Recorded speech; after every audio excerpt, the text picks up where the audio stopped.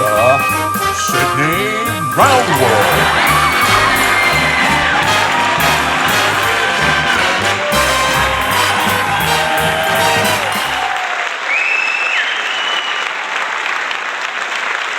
Hello, good evening, and welcome to this, the latest ToolFatLardies Oddcast. It's been a while since we last met up to record a show, and no wonder. Events have rather swept us along, some planned, some utterly unplanned. But like Gloria Gaynor in her 1978 classic hit single, we have survived. And joining me in the studio, bruised but unbended, are my two guests, the Joe and Camilla of miniature historical wargaming, Nick Skinner and Richard Clark. Gentlemen, it's good to see you. How are you doing? All right. Nice to see you, Sydney. Nice to see you. To see you. Hello, Sydney. Hello. Hello. Joe and Camilla, right? So I don't know which one is which. I'm more intrigued by the word unbended. Is unbended a word, or is it we were unbended after whatever happened to us? That's fair enough. Unbent. Does that sound better? No.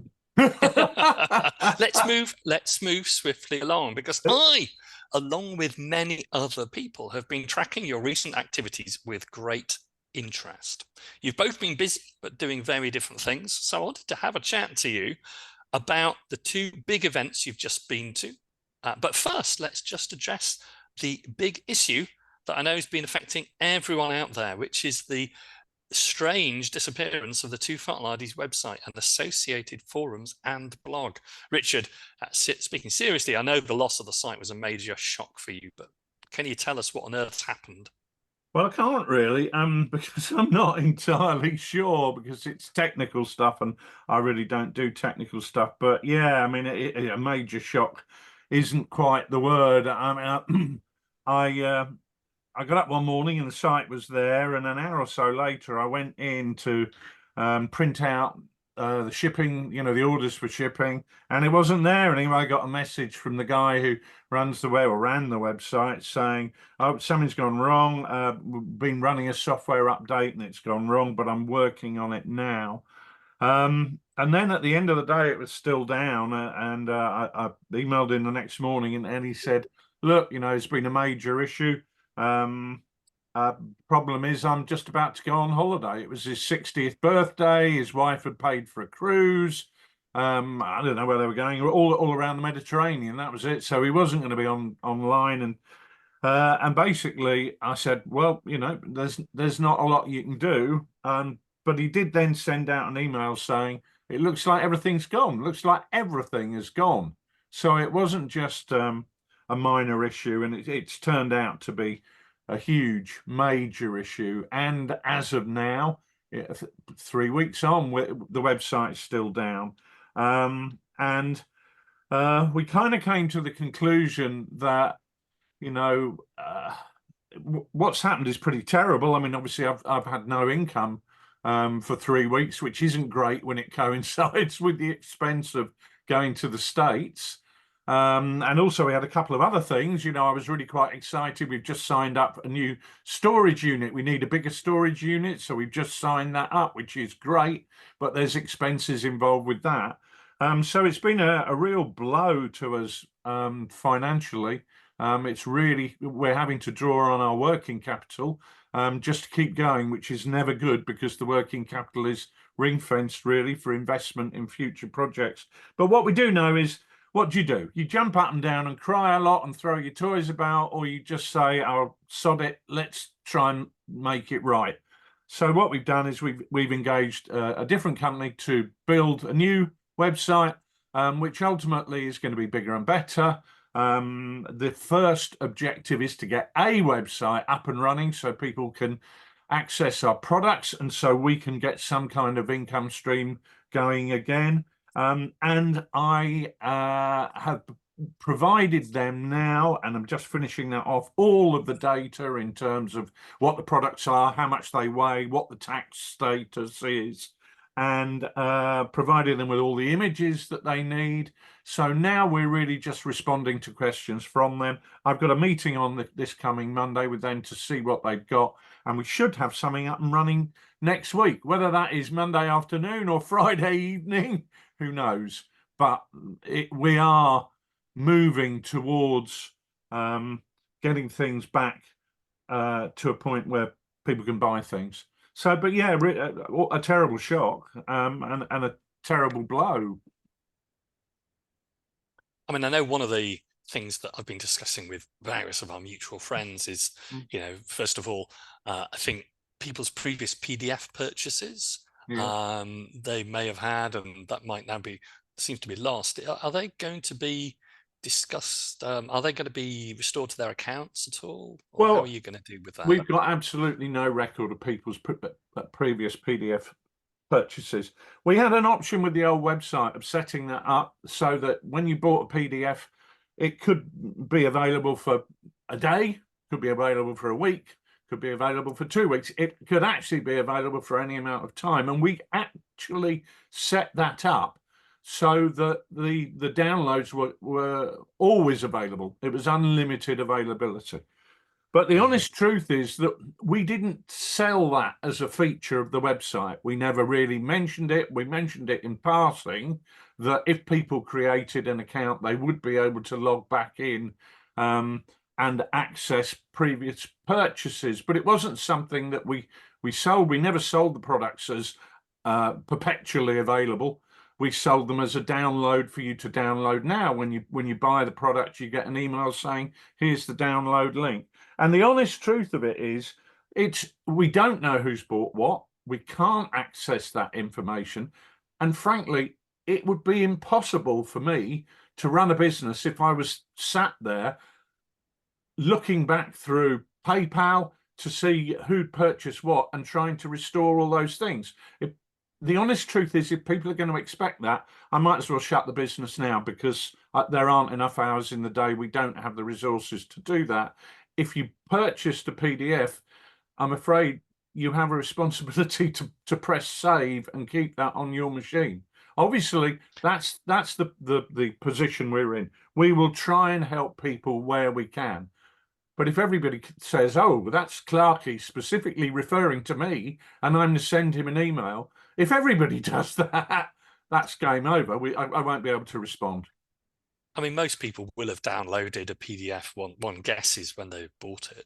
So, we've always been in a situation where if people have had their system crashed, we've been able to say, yeah, we've got that for you. But we knew that this was a potential risk because we had exactly the same situation. Well, not quite the same situation, but in 2015, we decided to upgrade our website, and the website that we'd had before was using such old software or whatever it is that it was impossible to import all that data across. And we kept a mirror of that site running for about 5 years so that we could refer back to any purchases people had made previously. But in the end, you can't maintain that forever. So we knew that there was potential for this information to go, which is why we never sold that as a feature of what we did. It was just something we left there for people's convenience. So that's where we are now. I obviously feel terribly sorry for people who relied on me to keep their PDFs for them. But they made the purchase. They should have saved them themselves, and we're very limited now as to what we can do to assist. Which is worth remembering. That's not going to please some people, but what can I do? I've got to be honest. It's worth remembering that while you are always saying it is kind of you, there is a huge amount of work that I know you do behind the scenes. And it's just running a business and producing a product and all the efforts you do, but it is just you. And small businesses have these issues from time to time. But it sounds like you're working towards a solution. I mean, I know this must have been a real financial blow, but what impact has it had on ToolFatLardies and von Reiswitz Press going forwards? Have you thought about that, or is that too early to say yet? Well, it's too early to say. The big impact is the loss of working capital. What we do is, we we put money aside, which is there specifically to invest in new projects. Now, sometimes we invest in new kit, a new printer or new microphones or this, that, and the other. But it tends to be for investment in products. So, were we to produce a new set of rules which involve cards and involve tokens and so on and so forth, we're talking about a cost that's going to be, somewhere in the region of £20,000 as a minimum.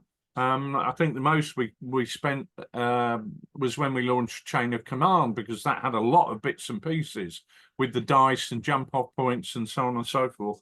And that was over £30,000, and that was over 10 years ago. So it involves having substantial sums of money set aside specifically for these projects.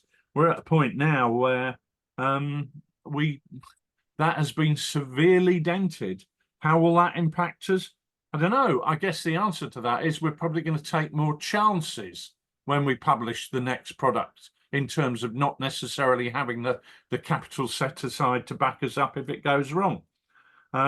So we don't know exactly what the impact is going to be at the moment, but we'll find out when we launch the next product, because potentially if we don't sell it in the correct numbers, then that's when the pain will actually start.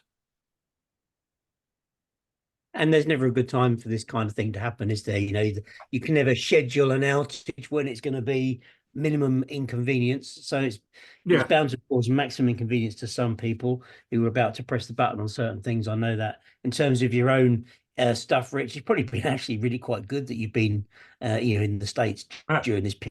Yeah. Not been able to get online and resolve it, because it's given you something else to focus on. That's very true. I said to several people at Historicon, look, I've just got to treat it as a holiday. But you're right. I mean, it never happens at the right time. And there's a double whammy.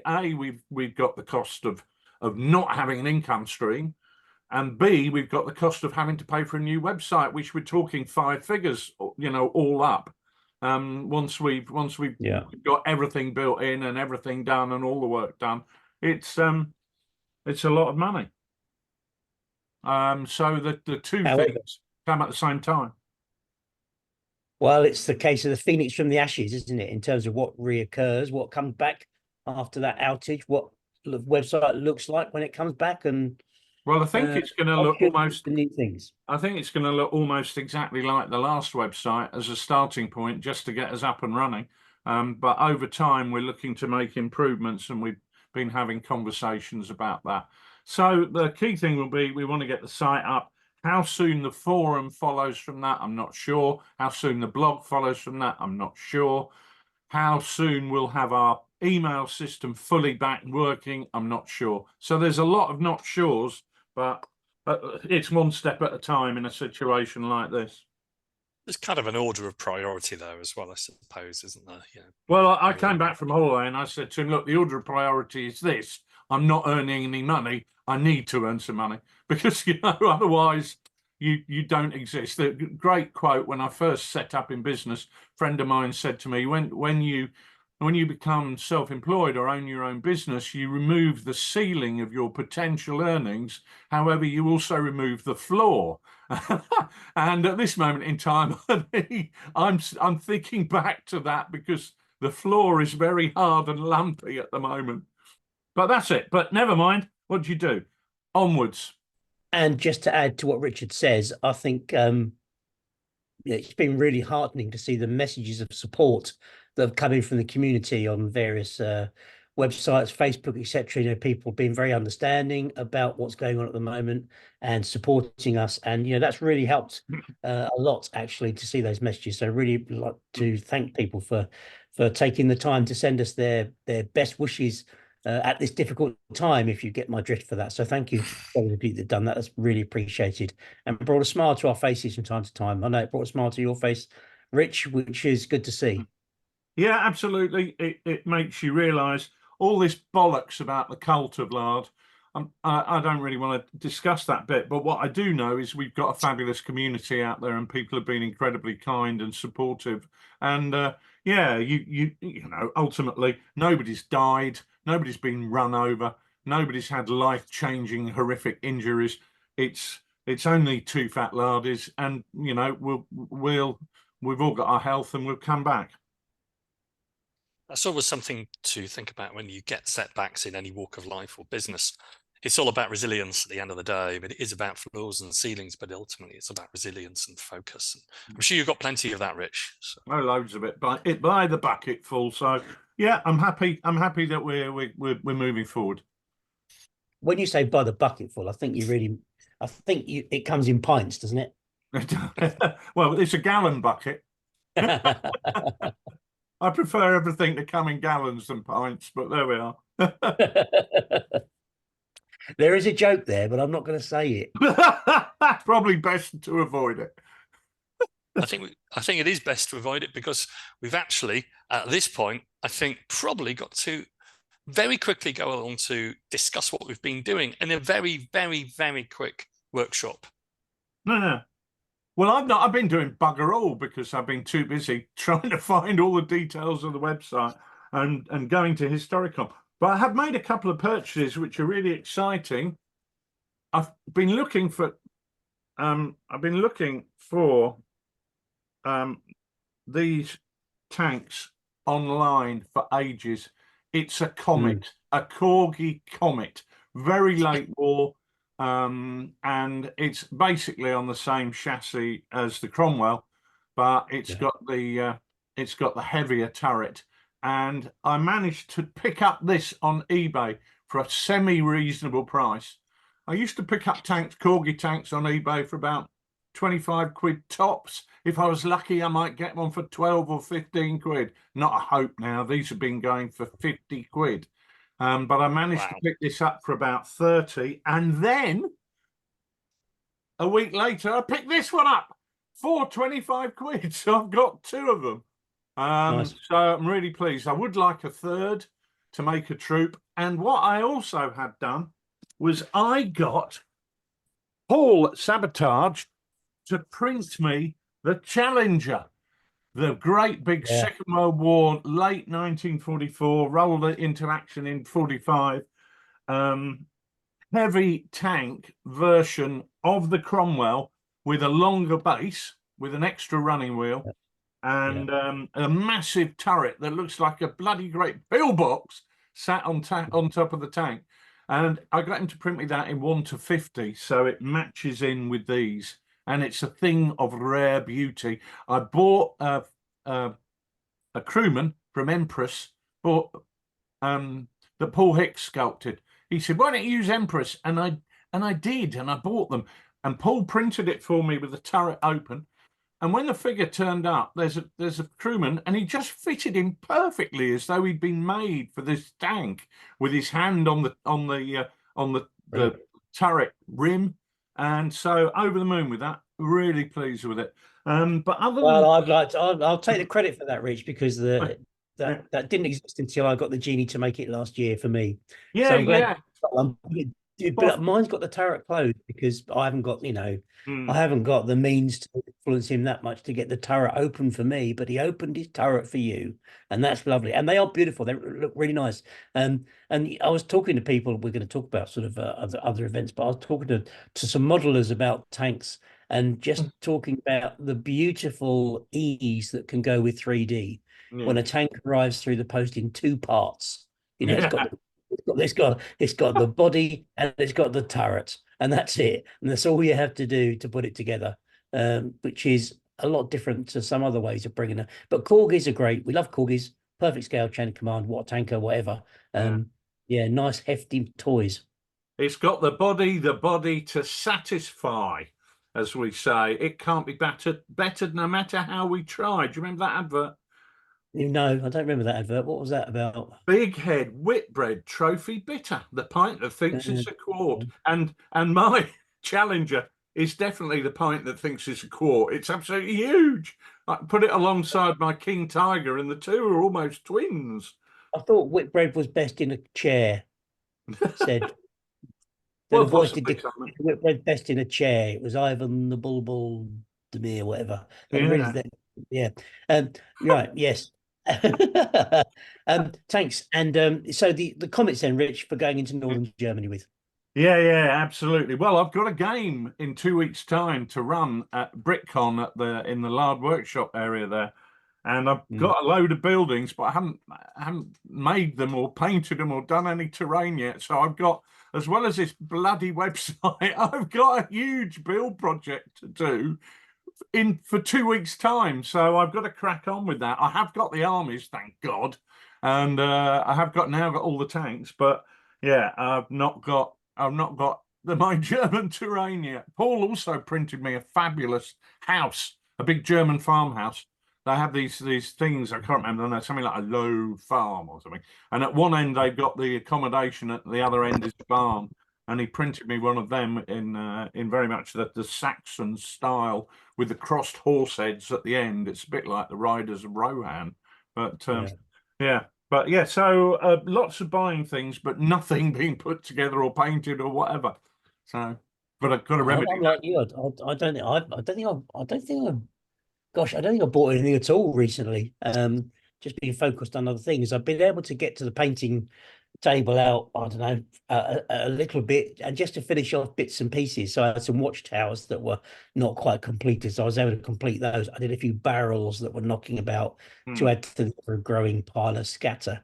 But really not much else other than that, just faffing about tidying up the storage a little bit. You know how it is when you want to get in there and do stuff, but you can't, or you haven't quite got the mojo to get on with it. All those things are running through with me at the moment. So not much from me, Sid. Yeah, well, I've been reasonably busy. Interesting you mentioned about storage. Come back to that in just one moment. I also am getting ready for Lard Workshop, so I've done some new stuff for that, some new terrain, which I've purchased from both Paul and somebody else. What are you running there, Sid? I'm running When the Last Sword is Drawn, a new scenario with new terrain and I thought you were going to be doing Bonsai Bonkers. No, people are saying that they're looking forward to Bonsai Bonkers. No, I don't know what that game is. It's When the Last Sword is Drawn. Anyway, so I've done some new exciting figures for that, a new faction, which is exciting. Can I just say for any listeners, Sid's body language has just changed significantly from what it was 30 seconds ago. It's more confident defensive now. That's Don't right. be so defensive, Sid. It's fine. We're not going to eat you up. And I've also had fun doing my tumbling dice 2,400 scale pre-dreadnoughts, my Russo-Japanese stroke plan Orange Fleet for the early 20th century. Right. That's a really interesting period of reading more about it. I always thought the Russo-Japanese War was a bit of a sort of like hangover, but I mean, maybe for another podcast, it is a really interesting conflict. And the naval conflict has lots of resonances with other things which may be happening in the South China Seas now. And as the cool kids at Defence Institute talk about, the littoral and different places around the littoral of the sort of Far East Asia coastline. More of that perhaps in another podcast, but building up sort of fleets for, very small fleets for an engagement which probably isn't wargamed that much, at least I've never done it before. I think that's been an interesting exercise. So maybe get those on the table at some point in time in the future. What's that going to be? Is that going to be Battleship Bonkers? Well, you can call it that if you really want. I don't think it's even got a name yet. It's going to be when the penultimate battleship considers striking its colours or something like that. Yeah. Well, I think naval conflict is really interesting because, like with Kiss Me Hardy, you've taken something which is quite technological, which is how a sailing ship moves, and actually reduced that to the sort of critical elements that a commander would think about. And one of the aspects I think with modern naval combat is that it's technologically quite advanced. It's about ballistics and velocity and armor sizes.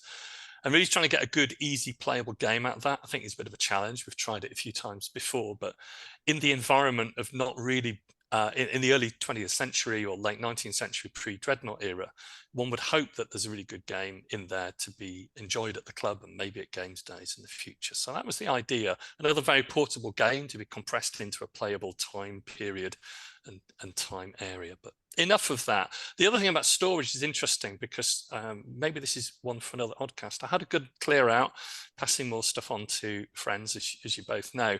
It is still staggering how much, as a war gamer, after all these years, I have. And I'm not saying that in a boastful way. I'm saying that in a sort of like, oh my God, I've got so much stuff. And I've chucked literally about half of it out. And I do wonder sometimes if it's like kind of a compulsion and buying things. Maybe there's a topic there for another day on the Oddcast. Well, there is Sid, but I've just had to just say my wardrobe. My wife has insisted that I throw out all the old stuff that I don't wear anymore, and I found it most uncomfortable having to part with some of these old T-shirts that I've known and loved and have stories attached to them. So it would be even more difficult when it comes to throw out some of the old wargaming kit. Got rid of the naughty nurse outfit, have you? No, it was kept that one. Well, for naughty nurses and from different closets and wardrobes, let's lift our focus a little bit, because I know both of you have been on your travels. Rich, I know you've been out to Historicon for the largest HMGS convention. Not sure what that acronym means, but let's not dwell on that. And Rich and Nick, sorry, I know you spent a long weekend in the UK last weekend at the We Have Ways Festival near Silverstone racetrack in rural Northamptonshire.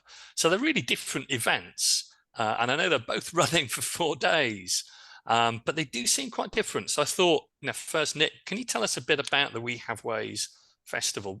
What is it? Why did you go again? And what were you doing there?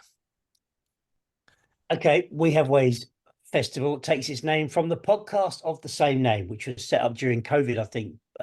Comedian Al Murray and writer, historian James Holland, and the podcast has grown from strength to strength. And of course, a lot of their listeners are wargamer, modeler, it's all about World War II. It's all, World War II is the theme, and they have a festival, and this year was the 4th year of that festival. It's held, well, I think each time it's been at this Black Pit Brewery, which is near Silverstone. This year was, I think, the biggest and arguably the best yet. It's only the second one that we've been to. But yes, held over. We had to set up on the Thursday afternoon, and then the punters arrive sort of Friday morning, all day Friday, all day Saturday. To be honest, most of Sunday kind of finishes on Sunday afternoon with all the tanks and armored vehicles that are at the festival driving around in a kind of big wacky races around the arena there. But it's it's just full of World War II stuff. So you've got tanks and LRDG reenactment groups and paratroopers and glider pilots society, leisure, battlefield tours. It's all World War II from top to bottom. One of the features is that it has historians who deliver a series of lectures or talks during the day, with a sprinkling of celebrities also involved who do their stuff as well. So, this year, I think Dermot O'Leary was talking about the RNLI during World War II. So there's a whole series of talks that you can go to over that time as well. People can camp on site. So you can turn up on the Friday, camp overnight, and be there for the whole weekend. So I met, for instance, Angus Wallace, who listeners will know from WSS podcast, and the host also of the World War II podcast. He was there busting Jasper's expense budget by sleeping under a bit of tarpaulin for 72 hours.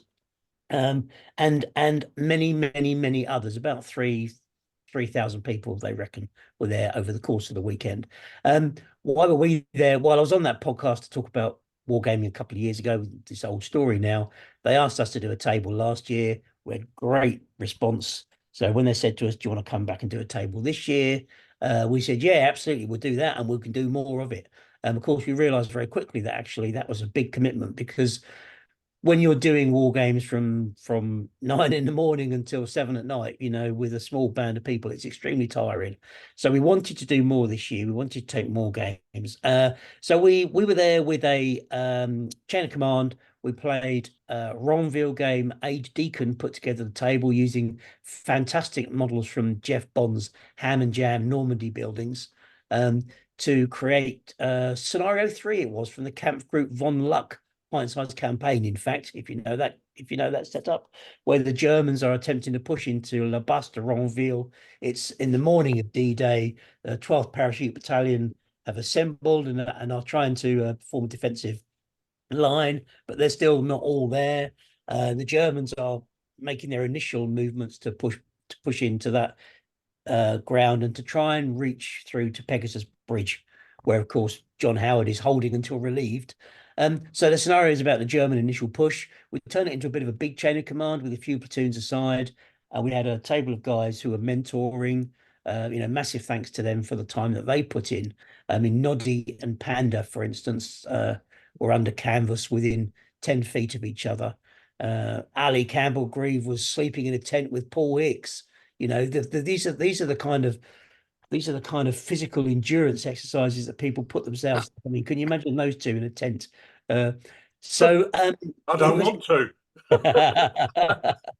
So, we had guys come up from Lard Island. John Savage came down from Yorkshire to help us out as well. And so it was a really enjoyable event for us to reconnect with that We Have Ways audience, to take wargaming to a different group of people, to work our little socks off for 3.5, 4 days. Last year when we went, it was extreme temperatures. It was the hottest weekend of the year. This year, one of the days, the Friday, ended up being the hottest day of the year. So that was extreme again. But luckily the other days were a bit cooler. But the event itself, Sid, it really is. I think if I'm into World War II, it's going to be on my list, whether we go there's wargamers or not, because the level of historical knowledge on display. You've got Robert Lyman there talking about events in Burma. We've got the RAMC at Arnhem being discussed. The talks are fantastic, and we saw none of them because we're all around the table, but that's part of the gig. But if I'm into World War II, it'd definitely be something I'd be thinking about putting on my agenda for enjoyment in subsequent years. That sounds excellent. That sounds really good. Now, Rich, for Historicon, that probably needs less of an introduction to at least miniature war games hobbyists. But tell us about what the convention is and where it is, and what were you actually doing there? Well, HMGS is a historical miniatures gaming society. They run a number of conventions, mainly around the East Coast. So we've got Cold Wars, Historicon, and Fall In. Historicon is the oldest, takes place every July, and that's held at the Lancaster Convention Center in Lancaster in Pennsylvania. It very much focuses on all types of wargaming, but predominantly historical. There are over 600 games on offer there, but it goes on for around 4 to 5 days. People can turn up on the Wednesday and set up, but you did get some people there starting gaming, and it runs right the way through to the Sunday. And probably the best way to describe it to somebody who's never been is, if you think of Excel in London, I mean, as a huge, great big hall full of things going on, it's nothing like that at all. It's much more like a large hotel which has got areas for conventions. So you'll have several halls which are, I'd say, typically sort of ballrooms that would host weddings, so relatively big. You've also got side rooms where maybe you might have a board meeting or business meetings, fairly large, sales teams getting together to do their thing. And what HMGS do is they hire the whole bloody thing. So anybody who remembers the old days of Salute at the town hall in where was it? What town hall was that? Was it Olympia? And then there was No, Kensington. it was in Kensington Town Hall. Kensington and Chelsea Town Hall, that's right. Anybody who remembers that will get a feel for it, that in a way you were on a bit of a dungeon adventure. You didn't know what would be in the next room. You didn't know what the next room would contain.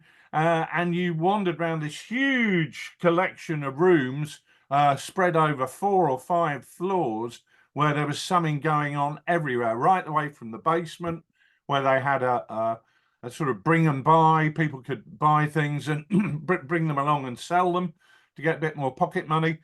On the ground floor, you then had, the next floor up from that, you then had the traders hall, which was full of traders selling stuff that traders sell. But then on all the other floors above that are basically areas for gaming. There was an area where they had basically a series of lectures over the 4 days, and they also had classes and tutorials on painting and modeling. But I didn't even get to see that floor. But I never found where it was. So it's a huge event full of thousands of wargamers. I'm not sure what the numbers would be. But we had Lard America, which was up on, I think it was the 3rd floor. And that had around 50 games on over the period, which were ranging right the way across the ToolFatLardies and Rise to Express catalogue. So a superb, huge game of Strength and Honor. You had games of Chain of Command, O Group, DMZ, which is the Vietnam variant for Chain of Command that was sort of fan published. We saw loads of sharp practice. I got to play in a game run by 3 professors from the Academy. They were Bruce and Bruce, were they? It wasn't Bruce, no, these are Americans. And they were from West Point, and they were running a game of Big Chain of Command, which was great fun. But I'll talk about that. So really, it's a huge, long weekend of wargaming that people tend to sign up for the games they want to play. Apparently, there's huge demand in the Lard Zone. I know a lot of people were saying to me that they'd missed out and hadn't been able to get the games they wanted. And there were a couple of balls up somewhere with the registration system. So Ed Harding, who was running a superb game that Nick, you commented on Twitter around the school in Arnhem, he was running that for 4 people. 34 people turned up. Oh, with tickets. It's a really interesting game because it's the Van Limburg School, which is on the it's on the as you go over Arnhem Bridge, it's on the right hand side of the northern ramp. It's the one that Captain Eric Mackay and his engineers are in, and they defend it. You know, the classic book is they defend it with nothing bigger than a Bren gun, and that was the name of the game. Yeah, and it's really interesting action. It's one that I've wanted to do really for a while, but there's not many photos of the school. And I saw that Ed had got some photos that he'd used to build the school from. But, you know, schools are quite big buildings. But a really fascinating fight around that, and the game looked great. Lots of 3D buildings in evidence there, Rich. Absolutely, looked fantastic. In fact, to be fair, most of the photos that I saw from the Lard Zone, you know, look really good. The game, people have obviously gone to big efforts. I think the standard. If I was going to make a commentary about historical in the past, I might have said some of the games might have looked quite ordinary. But I thought actually this year, what you showed, Rich, they look absolutely cracking. The quality of the games has gone up so much that when I first went to Historicon, which was I think 13 or 14 years ago, it wasn't unusual to see a piece of green cloth on the table with a single pretty ragged tree, and saying, just to indicate that green cloth was a wood. I was slightly taken aback at, they weren't, to be fair, that wasn't typical, but there were games that were like that, and I was slightly taken aback by that the first time I went. Last time I went was about 5 or 6 years ago. It was before COVID, and that was the first time they had a Lard Zone there. Which the games there were so much better in terms of quality. But generally this time across the piece, I would say, and I've just watched a video this morning by Little Wars TV saying that they thought the most attractive games were in the Lard Zone. And I would second that and say, absolutely right. The games looked amazing, but the quality of games generally right the way across the convention had really gone up hugely, to the extent that if you previously, when I'd been, if you looked at a UK show and a US show, you would say the UK show edged it. 14 years ago, the UK show was in a different league completely. Now it's as good as anything you see in the UK. Sid. Yeah, it was good to know that Greg and the Little Wars guys have said that. I mean, it was fantastic meeting them a couple of years ago, and I know that they prize a good-looking table very highly over there. But what interests me here is that both of those events are quite different to the classic one-day UK wargaming show like Salute or maybe Partisan, where all three of us, we'd show up, we'd run a couple of games, we'd sell some rule sets, we'd meet a lot of people, and then we'd go home in the evening. Both of those events are multi-day events, so I guess more planning is involved, not just in terms of getting the logistics right and getting everyone to the right place on the right time, but also in deciding what you want to achieve and how you go about that. So Nick, let me start with you. Because it's not a war game show, but it is a historical focused show, when approaching We Have Ways and the large presentation there, the game there, what was your objective? How did you plan that out to achieve it? Because it must have been different to what you'd possibly do at Salute, or certainly what we did at Salute, which is have a massive breakfast and then swan around for about 5 hours. Well, I'll tell you a bit about massive foodstuffs later. So what was different about it? Well, I think we're very conscious that we've got to present something which is going to fit within the World War II history zone. We're not just turning up with a war game. We're turning up with a presentation of a historical action. So we went to great pains to make sure that the table was set, as historically accurately as we could get it, and so therefore we support that table with more materials than we normally would. So I've got some big display boards, Rich. As you've seen, we've used them before. They kind of stand 6 feet tall, 4 feet wide. So I've got 3 of those. So they make a kind of a display panel. Now, we don't use those for normal war games because we don't need to kind of put things in context.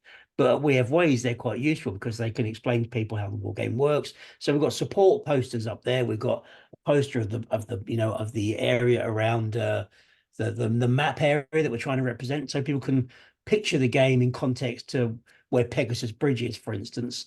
And so when they walk past, they don't just say, "Oh, these are big people playing with toy soldiers." They see a representation of a historical battle, and then suddenly they're interested. Oh, that's interesting, because what I'm looking at is Ronville. I'm looking at it's almost like going to a museum. You see a piece of Ronville that's shining up to you. It's not just a game of toy soldiers. So it's trying to appeal to those other people, really, and just not getting caught up in the fact that it's looking at it differently. It's not a war game event. People are not going to turn up and play a war game from start to finish. We're not looking at having a tournament of series of games where we're going to play competitively. We're just trying to show people how the game works, and finding ways to build them in for 10, 15 minutes, half an hour, play the whole game if they want to, with a series of mentors. We've spoken quite a lot about how we do that. But I think certainly for We Have Ways, and for other places where the audience is more historically interesting, or historically interested rather, you have to present them what they are interested in. So you present them with their history first and the game second. If you present the game first and the history second, you risk the fact that they pass you by. So I think from our perspective, that was the important thing. So to some extent, then the audience obviously is really important, but it's not just the audience, it's what the audience are interested in and thinking about that as the objective. That's the key thing. Yeah. As you said, people, this is the Buster Roundville. Okay, and there's Pegasus Bridge. Right, now they're interested in what it is and how you find out the information and what units are involved, etc., etc. So how did you change that objective during the course of the weekend? Did anything surprise you? Is there anything that you'd have done differently? I don't know. There's anything we would have done differently next time around. So there is a theme with We Have Ways. So this year, for instance, the theme was 1944 because this year is 2024 and it's 80 years since 1944. So the game had to be 1944. The other thing about We Have Ways Fest is that and I think it's important to say this, is that it's very, very British. So there are no German reenactor groups allowed, okay? In fact, when we were leaving the site one evening, I heard the security guy getting a message that someone had been sighted wearing a German jacket or something, and they're about to be kind of removed from camp. Very, very British. So the game's got to be very British as well in its theme. We couldn't have put on Eastern Front push. That wouldn't have fitted. So I think as long as we keep it in line with what they are focusing on as an organizer, and that we've got the right number of people to support a rolling game over 3 days, then I think next year we could expect to do more of the same. It's draining on the people that are there. I would have loved to have done more war games this year. We had one wargaming table, and I'd love to have had more wargaming tables, but we just could not resource it for people. It's just too difficult. So we had a gaming table and a supporting space of war games figures display, which is actually really, really popular, and people enjoyed coming and looking at what we had there. John Savage had his Western Desert stuff out, for instance. I had some Arnhem buildings and a Horsa glider. So people could just come and look at those and then just wander around and see the war game. I think that worked really, really well. That sounds really good. I mean, it's really interesting to see how that's evolved during the course of the weekend. Richard, I mean, from Northamptonshire to America. I've got a question for Nick first, actually. How did you have any objectives in mind so that you could say that was a success, or did you just go, well, let's see what happens? I don't know. How would you measure success in that sort of setting? So, okay, well, my very crude measure of success was the fact that I took a photo of the table and people were standing 3 deep around it. So that for me is success. Engagement, interest, making people come. There's so many things that people could have spent their time on at We Have Ways Fest, even people that are there for 3 days. And the fact that so many of them chose to spend, an hour, 2 hours or so with us is really great. I had one lad who was aware of wargaming but hadn't wargamed before. He came to play on the table, actually came to play on the German side, as it turned out. He came to play and he said, I've got to go to a lecture. And then that first lecture, he said, oh, don't worry, I'll stay. That's fine. I'm not so interested in that one. And then he stayed for the whole of what would have been that other lecture. He said, I've got to go at 1 o'clock because there's a talk on that I want to go to. Okay, fine. So at 10 to 1, I said to him, don't forget your lecture's in 10 minutes. He said, I'm going to stay and play this. I don't want to go to the lecture. I'm going to stay and play this game. I'm absolutely loving it. And of course, when he finished with us, he went through the tent, got himself some figures, and he got some rules as well. And he went away really happy. And I was absolutely buzzed by that. And there were more than one occasion. He was kind of, I guess, the kind of really shining example. But there were lots of people who came up to us and then came back later and said, "Look, I've bought this packet of BEF or whatever." So we did great for promoting sales of all the figures over the weekend, which is all good for the hobby, right? But people are getting into it, and it's not old people. It is not graying. Let me tell you, if you're at We Have Ways Fest and you're around our table, it was young people. It was lads in their 20s. It was men in their 50s. It was children in their teens who were coming to us. And the old fuddy-duddies were the guys around the table running the event. We were the older ones there, and nobody older than us came and played. Everybody came to play was a lot younger than us and motivated and excited and knew their history. Yeah, I don't buy this thing about the greying of the hobby. So, I went down to a gaming cafe in London just a few weeks ago that was just packed out with students, people in their 20s. And me and Sean and Des and Pip were about the oldest guys there. But we didn't feel, we didn't look old and we didn't feel old, and we're probably not old, but, we were in the minority.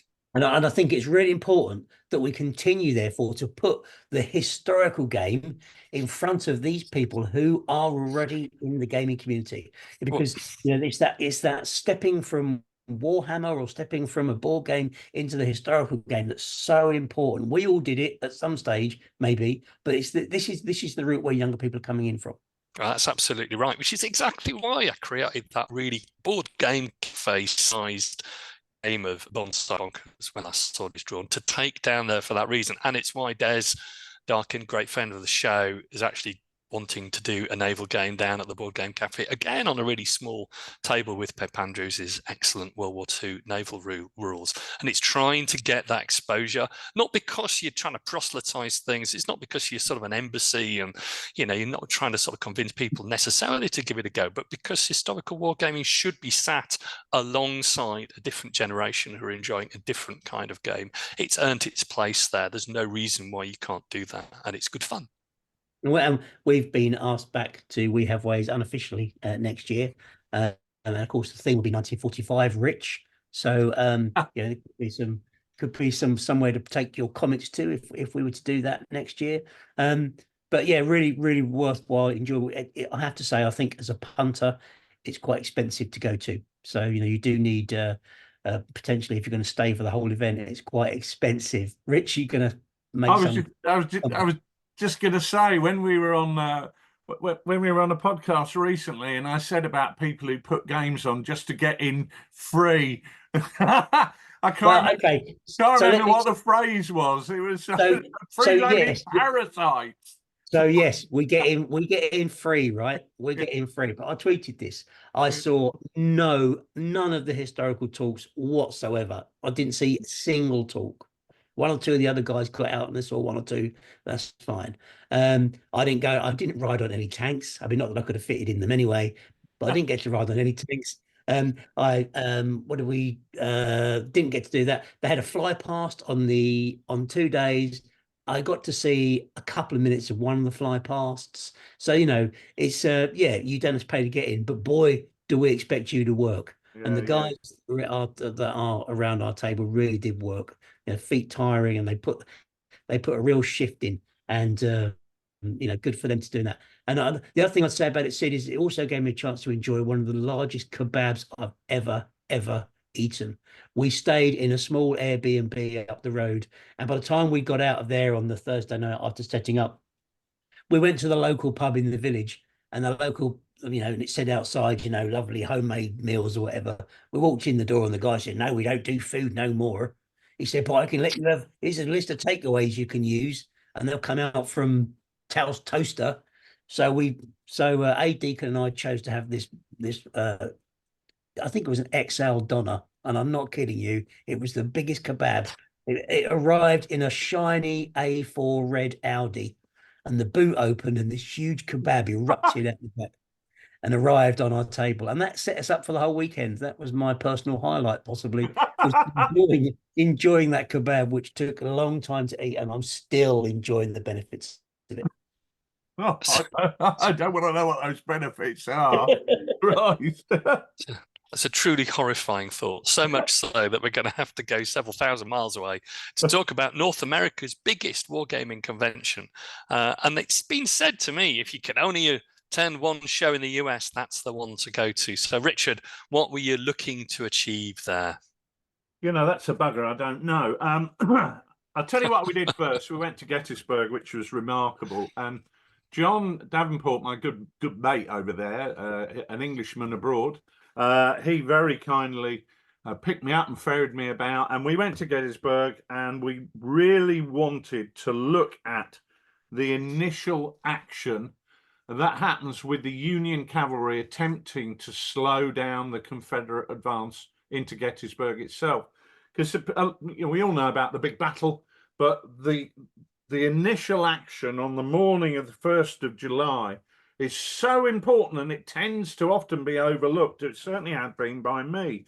So we planned a bit. John had some books on it and some great maps.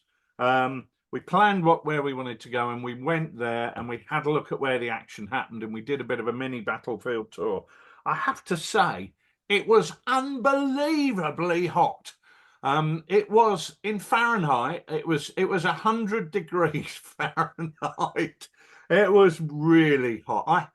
I had to relearn Fahrenheit. Obviously, I grew up with Fahrenheit, but I suddenly realized when I was there, I've almost completely converted to Celsius just through a process of osmosis. So I had to start doing conversions, but I've got back into Fahrenheit now, so I'm going to have to convert the other way. It was amazingly hot. So we walked the battlefield we wanted to do, and then I said to him, we're going to have to drive the rest of it. And we went around to all the key points, such as the Angle and Devil's Den and Round Tops. It was superb. There are loads of monuments. It looks like a second-hand monument shop. There are monuments every few yards, and they're beautifully maintained. In fact, while we were at the Angle, there was a guy there in a little cherry picker with jet spray washing them down. So they're beautifully maintained. But the other thing that's been done there is that the battlefield itself is beautifully maintained, with the fields kept as the fields were. So you get a real appreciation of the terrain, which was great. And the good news was, when I went to Historicon, I met this guy, John Michael Priest, who's written a book on John Reynolds' first corps at Gettysburg on July the 1st, 1863. So I'm really looking forward to reading up on this and getting some sharp practice action on the table, covering those initial fights. Really interesting stuff. The Iron Brigade arrive in the nick of time, and the rebels are slowed down. So that was good. But Gettysburg. My reason, sorry, Historicon. My reason for going to Historicon was I was really keen to support what the guys in Lard America are doing. Patrick in particular, Patrick Berkeley, has to be mentioned because he has put so much effort into taking what were a loose group of people who were interested and enjoyed our games into something coherent. The United States has got its own particular issues in terms of size. So if you are a player of Chain of Command in Alaska, you don't know the Chain of Command player in Florida. But even more than that, you probably don't know the other Chain of Command players in Alaska because the individual states are so large. And what Patrick has been really successful in doing is spreading the word of Lard America and getting that together as a coherent group so that they are able to go to all the major conventions, and that is spreading. I was speaking to a gentleman who'd been running a convention over in California. I think it was called La La Lard.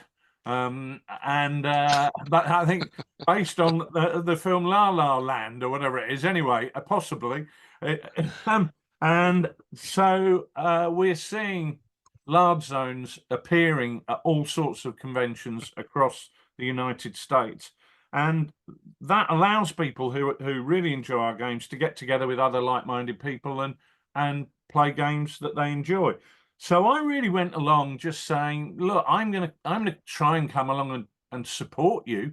What I do is kind of going to be down to you because I can't take a game with me because I can't pack up a game and put it in the aircraft and take it over there. So I found myself in a really strange situation where on the first day there, I was able to walk around and chat to people. And we went for a drink in the evening. Patrick, being a Frenchman, decided to ply me full of vino collapso. So rather more than a few glasses were had. And I said, look, I'd really like to run a game tomorrow. So John Emmett said, well, look, I'm running my Arnhem game. You can run that. And I said, okay, great. So I turned up the following morning and John said, well, this is how the game works. And I said, well, why don't you know the briefings, why don't you run through with the players what the briefings are, and then I'll take over once the game gets started. So he did that. And already by that time, I was chatting to a lot of people. A lot of people very kindly came up to say hello and tell me which of our games they enjoy playing, and asking me all the questions that people like to ask. And I found myself then running the game with John, but only in spirit, because I just spent pretty much the whole time chatting to people who were coming up to talk to me. So I felt like I cheated John there because he'd run the game the day before. This was the second outing, and I think he was looking forward to having an easy passage. But actually, he had the hard task of having to cover for me when I wasn't doing the job that I promised to do. So I felt a bit guilty in that respect. But it has to be said that I did spend all 4 days chatting to people who just wanted to come and talk to me about ToolFatLardies games and telling me how much pleasure they get from it. Now, going back to a theme that Nick mentioned about his experience at the We Have Ways Festival, when I've been to Historicon in the past, it's always troubled me that the hobby in the United States might well be greying, and I wasn't seeing the young people coming through that I was seeing in the UK. This convention completely blew that idea out of the water. Historicon was absolutely packed with younger people who a lot of whom had found that COVID was their entrance point to historical wargaming. It meant that they weren't able to get out and do the things that they normally did. So they looked for other alternatives. The number of young guys in their 20s and 30s who came up to me and said, I discovered wargaming during lockdown and I absolutely love it, was just huge. And what was really, really enthusing about it was the fact that those people were most prominent, I felt, in the Lard zone. One of the things that we've had over the years, and this goes back to, you know, the very early days. Do you remember that comment, Nick, on one website that dare not speak its name, that said, if you are into ToolFatLardies rules, you must be into a free love and mind-bending drugs. And I always felt that I always felt that there was more pushback from in the US than there was in the UK, and I think that's maybe because in the UK we have a much more homogenous hobby in terms of, you know, we get to see people when we go to war game shows. The coverage geographically means that, you know, we tend to know the wargaming community really well. You know, we know the traders, we know the other gamers. We might not play the same games as them, but we'll often know them to say hello to, or even, you know them by name and have conversations. In the US, it's much more disparate. But the thing that I really felt was that the uptake of young people enjoying Lardy games, and what was different about Lardy games, really, really enthused me, and it wasn't something that I'd expected to see. So that was totally replicated, and I have said on a number of podcasts or another number of interviews over recent years, I've been concerned about the growing of the hobby in the US. I'm not concerned about that at all now. What the guys at Lard America certainly are doing is reaching out to people and allowing them to get on board. There's no gatekeeping involved, and it's just a really open, welcoming group. So that was hugely positive. I think it's a bit overstated, isn't it? That growing of the hobby kind of discussion point, and there's as many examples of not seeing it as people who want to see it. But if your objective was really to sort of meet people who are interested in Lard games and have a good time, it sounds like you achieved that objective. I mean, was there anything else that you wanted to try and achieve when you were there? And indeed, maybe was there anything that you wish that you'd done differently? I think my problem was that going out there and saying, I'm just here, ich dien, I am here to serve, is a bit of a shit objective. You know, I just said, look, I'm here, make whatever use of me that you want. And I think most people that I said that to thought, well, we haven't got anything for him to do, he can just bugger off and do what he wants. So I kind of did that. So I feel that I cheated Lard America and didn't really make the positive contribution that I don't, but I have no idea what else I could have done, because it was very much a case of people wanting to talk to me all the time, and if that's what people want, that's what I'm happy to do. But I did feel that I should have been running games. I did feel like I should have been showing people new ideas that we got, and you know, like we take playtest ideas out to shows and put them on and say to people, what do you think of that? I did none of that at all. And so I felt I was on a bit of a skive, really. There were maybe a couple of occasions when I don't know that what different I could have done. Maybe next time I go, Lard America can say to me, look, Clarky, you were rubbish last time. We want you to do this so much better than you did. And in that case, I'm happy to do it. But I feel like it sounds like, Nick, you were 10 out of 10, 9 out of 10 in terms of achieving your objectives. I feel like I maybe achieved a 6 out of 10 because I don't feel I worked hard enough. I don't really know that we went with an objective as such. We didn't kind of have an O group and say, this is what we must do. But I do think, from conversations I had over the course of the weekend, that I'm more convinced than ever Hmm. that wargaming has a story to tell. You know, wargaming has a story to tell about the way that that war unfolds, the way that battles unfold, the way that military history plays out. And I stood at We Have Ways Fest, and I look at these guys walking in the tent, you know, dressed up as Orkin Lek, or wearing the uniform of Royal Marine Commando, or coming in at you know, being some dressed as guys from the Princess Irene Brigade, the Dutch, you know, and I kind of think actually we're every bit as valid as any one of these other people who are here in terms of the story that of the role that we have in telling the story of what happened in that case in World War II. Wow. And what's so important is that we find a way to keep those stories alive. You know, you can keep the stories alive by going on a battlefield tour. You can keep the stories alive by reading a history book. You can keep the stories alive by becoming a reenactor. And you can keep the stories alive by wargaming those battles, because that allows people to appreciate them, understand them, and put history in its place. And I think that's really, really important, that they're just another way that we show people that this story should be retold, and we just keep retelling that story. I think that's very true.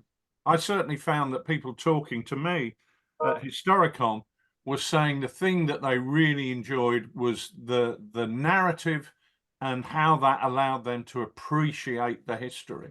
And that, you know, that was the young people. I mean, there was a guy there, smashing guy, who was telling me that for his stag do, whatever they call it, bachelor party or something, what did he and his mates do? They hired a shack up in the woods, and they played Chain of Command for the whole weekend.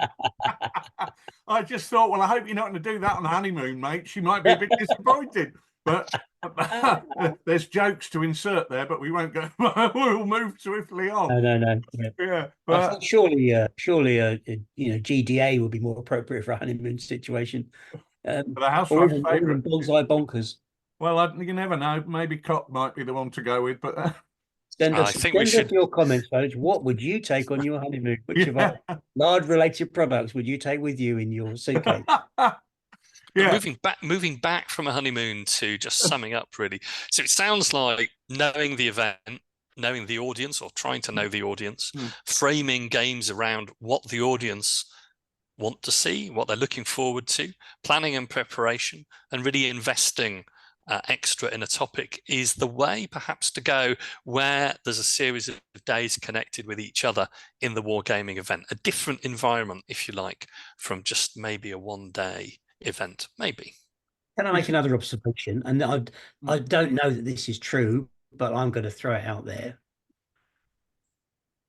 I'm sensing that there are fewer wargame only events being held. So we know, for instance, I think there are shows this year that are not being held. Yeah. I'm seeing a bit of a growth of these kind of living historical events that might include wargaming in them. I'm just curious about, you know, where does the future sit for a wargame show? You know, as you know, it might be an interesting discussion topic for us to look at on the Oddcast one day. You know, as trade events, where do they stand? As gaming events, where do they stand? And are these historical events now starting to, I don't know, have a bit more? I don't know, a bit more to them. Maybe I just don't know. Well, a lot of the time we've discussed about wargaming set in a gaming context, but there's an interesting discussion there about wargaming being set in a specifically historical context. I certainly think there's a lot more acceptance of wargaming as being something not abnormal. My elder daughter would never tell her friends what I did for a living. My younger daughter always told her friends what I did for a living, and they'd all say, wow, that's really cool. So much so that my elder daughter decided she was going to let the cat out of the bag, and she told people, and she was amazed that everybody, all her mates, and she's 30, all her mates went, that's amazing, that is really good. Her boyfriend was watching me on YouTube with his mates, and you think whereas we all remember 30 years ago, 40 years ago, you wouldn't tell your mates necessarily outside of wargaming, because people would go, "You bloody nerdy weirdo." Not that the word nerd existed 40 years ago, but they'd think you were just downright odd. Whereas I think there's a lot more acceptance of it now. I think people are a lot more familiar with the concept of playing tabletop games. A lot of that might be having Warhammer on the high street, or people playing D&D at university.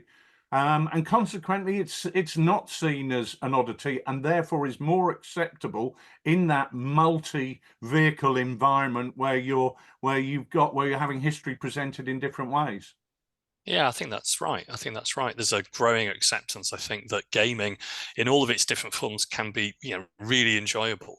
And wargaming is part of that. Now, historical miniature wargaming with an investment in the history, there's clearly some people that's attractive to, but I think there's also an opportunity in certain situations to bring that to a wider environment and a wider group of people who may not have had an exposure to it before, but like what they see. It's certainly a different environment than it was 20 years ago. And, like both of you, we grew up with a situation that it was all slightly furtive about going to a war game show, and you didn't really see much of a mix of different people, different genders, different ages. Now I think that's changed a lot. My wife, my daughter once said, when my daughter was young, she said to my wife, "Oh, Daddy's famous," because she'd seen me on YouTube. And my wife said, "Being a famous wargamer is like being famous for exposing yourself in the park." And that was kind of the way I think my wife still views it like that. But it certainly had that element about it, didn't it? Where it was something you didn't necessarily broadcast far and wide. But that's our attitude. That isn't an attitude shared by younger generations who see it as perfectly legitimate and perfectly normal. So the time has come, like at We Have Ways Fest, for us to be loud and proud about what we do. Well, I think that's an absolutely fantastic way to wrap up. It's been a busy period. Thank you so much, both of you, for giving up your day and evening to join me here. Let's look forward to the new website being up and running really soon. And in the meantime, I think we've got Lard Workshop at BritCon, Richard. Yeah, we have. Looking for, I'll be there, you'll be there. Nick, you're flying off to some holiday or something, no doubt. Not there. Oh, you won't be there, right? But I just wanted to say before we wrapped, if anybody was at We Have Ways Festival and saw what Nick and the guys were doing, put a comment below if you're listening to this on YouTube saying what he could have done better. And if anybody was at Historicon, saw me, put a note what I could have done better, because we're not the clever clubs that we think we are, and we'd like to hear from you what you'd like us to see us doing. No, that's absolutely true. And if we do have Weird Ways Fest next year, I'm really interested in ideas of what more we could do to make it more engaging, more interesting, and take more to that party, if you know what I mean. So, but certainly if you want the name of that kebab shop in Toaster, we can probably find that out for you as well. I'm thinking about driving up there this lunchtime, actually. I think they deliver, Rich. So, and we've also got clotted lard on the agenda, moving from kebabs, which don't sound great, to a much better cream tea, which I think sounds wonderful. Don't sound great. Not a big kebab fan. I've seen you Let's move on down your face in Musselburgh, Sydney, at 1 o'clock in the morning. I don't think you have. I have, mate. I have. About 3 years ago. That must have been quite late. I can't remember that. But I take your word. I take your word for it. I can certainly fess up to a couple of cream teas since then. So if you are down in Exeter Way for Clotted Lard, that's a brilliant event. Anyway, I know that's towards the end of the show. We've all got things to do.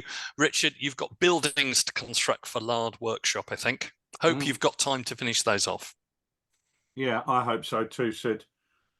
Very good. Well, that's all we have time for this evening. My thanks to Richard and Nick, both of my guests this evening, and thanks to all of you for tuning in. We hope to see you in the next show, but for now, it's goodbye from me and Roger Barraclough paying us out as ever. Good night. Good night. Night.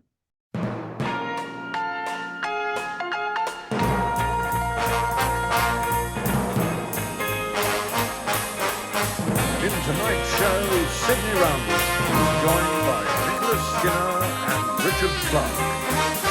Music by Roger Barraclough and his band.